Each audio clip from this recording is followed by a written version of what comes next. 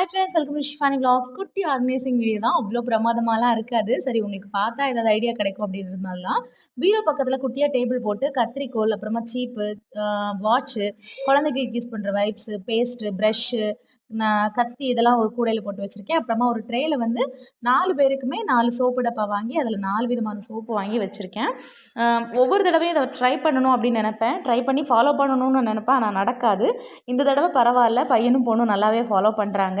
உங்கள் வீட்டில் இந்த மாதிரி நீங்கள் ஏதாவது ட்ரை பண்ணணும்னு நினச்சி அதை ஒழுங்காக ஃபாலோ பண்ணாமல் இருந்திருக்கீங்களா அப்படின்றத கமெண்ட் பண்ணுங்கள்.